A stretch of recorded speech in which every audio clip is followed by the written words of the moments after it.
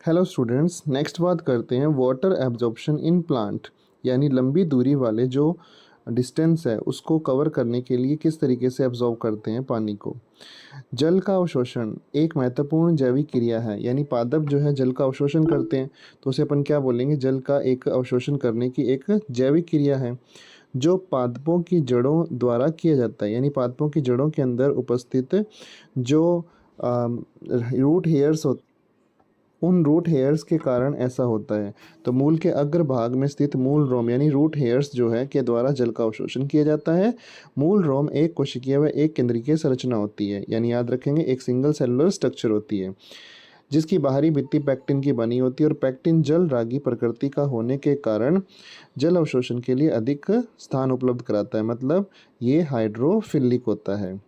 पादप में जल के पथ यानी pathway of water in plants, तो यहाँ पर दो तरह के पाथवे अपने सिलेबस में याद करेंगे, एपोप्लास्ट और सिम्प्लास्ट। एक और भी होता है जिसे अपन वैक्यूलर पाथवे कहते हैं, लेकिन वैक्यूलर पाथवे सिलेबस में नहीं है तो अपन उसे याद नहीं करेंगे।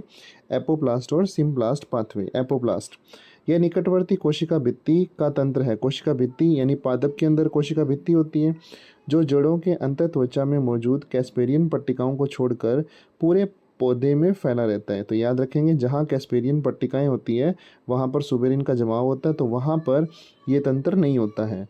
जल का एपोप्लास्टिक परिवहन केवल अंतर कोशिकीय जगहों और कोशिकाओं की भित्ति से उत्पन्न होता है। एपोप्लास्ट के माध्यम से परिवहन कोशिका झिल्ली को पार नहीं कर पाता है, यानी कोशिका झिल्ली जो है उसको पार नहीं कर पाता, तो इसका मतलब कोशिका भित्ति और कोशिका झिल्ली के मध्य चलेगा। तो एपोप्लास्ट जल के परिवहन में कोई बाधा नहीं डालता है। जल परिवहन सामयिक रूप से माध्यम से ही होता है, जैसे ही अंतर कोशिकीय गुहा या वातावरण में वाष्पित होता है तो एपोप्लास्ट सतत जल प्रवाह में तनाव उत्पन्न करता है। अतः आसंजक और सशक्तिशीलता के कारण जल सामूहिक प्रवाह करता है। आप देखो सिंपल सी बात, आसंजक को समझो, क्योंकि जल के अणु जो होते हैं उनके बीच में बंध होता है, वो बंध जो है उनके अणुओं को आपस में खींचता रहता है, उसे अपन आसंजक बल कहते हैं। तो याद रखेंगे यहाँ पर ये अंतर कोशिकीय गुहाओं के अंदर जब वाष्पन होता है यानी जल वाष्प बन के चला जाता है तो ये प्रोसेस चलती रहती है, क्योंकि वहाँ पर जल के बीच में क्या होगा, तनाव उत्पन्न होगा, तो ऐसा कार्य लगातार चलता रहता है। सिम्प्लास्ट पाथवे देखिए, यह तंत्र अंतः संबंधित जीव द्रव्य का तंत्र है, मतलब साइटोप्लाज्मिक कनेक्शन रहता है। पड़ोसी कोशिकाएं जो होती है कोशिका श्रृंखला के रूप में जुड़ी रहती है, बहुत ही इंपॉर्टेंट है, याद रखेंगे यहाँ पर। कोशिकाएं जो है आपस में जुड़ी होती है जो कि जीव द्रव्य तंतु तक विस्तृत रूप से फैली रहती है। अब देखो बीच में यहाँ पर जो कनेक्शन बना हुआ है उसे प्लाज्मोडेस्मेटा लिखेंगे। इन डायग्राम में आप देख सकते हो प्लाज्मोडेस्मेटा, तो दो साइटोप्लाज्म कोशिकाओं को आपस में जोड़ रहा है, तो वो प्लाज्मोडेस्मेटा कनेक्शन है। बहुत ही इंपॉर्टेंट पॉइंट है ये। सिम्प्लास्टिक परिवहन में जल कोशिकाओं के जीव द्रव्य के माध्यम से अंतर कोशिकीय परिवहन में यह जीव द्रव्य तंतु के माध्यम से आगे बढ़ता है, यानी साइटोप्लाज्मिक जो कनेक्शन है उससे आगे बढ़ता है और जल कोशिकाओं के अंदर कोशिका के माध्यम से प्रवेश करता है और ये आगे तरफ चलता रहता है। अतः इस प्रकार का परिवहन अपेक्षाकृत धीमा होता है, तो याद रखेंगे ये थोड़ा धीमा रहेगा। सिम्प्लास्टिक को परिवहन में कोशिका द्रवी प्रवाहन सहायता करता है। कौन, मतलब प्लाज्मोडेस्मेटा।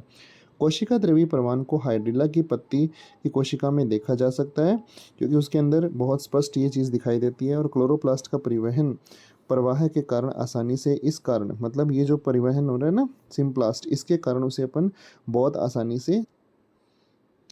आसानी से देख सकते हैं। तो आप डायग्राम में देख सकते हैं यहाँ पर प्लाज्मोडेस्मेटा और जीव द्रव्य झिल्ली के अंदर यहाँ पर होने वाला जो है वो है एपोप्लास्ट। तो इस तरीके से यहाँ प्लाज्मोडेस्मेटा वाले कनेक्शन से सिम्प्लास्ट, और ये यहाँ पर इंपॉर्टेंट पॉइंट कैस्पेरियन स्ट्रिप। तो कैस्पेरियन स्ट्रिप जो है देखिए ध्यान से कि उसके अंदर एपोप्लास्ट पाथवे जो है अपना रास्ता चेंज कर लेता है, तो ये कंडीशन बहुत इंपॉर्टेंट रहेगी। कैस्पेरियन स्ट्रिप जो होती है उसमें सुबेरिन के जमाव के कारण ऐसा होता है।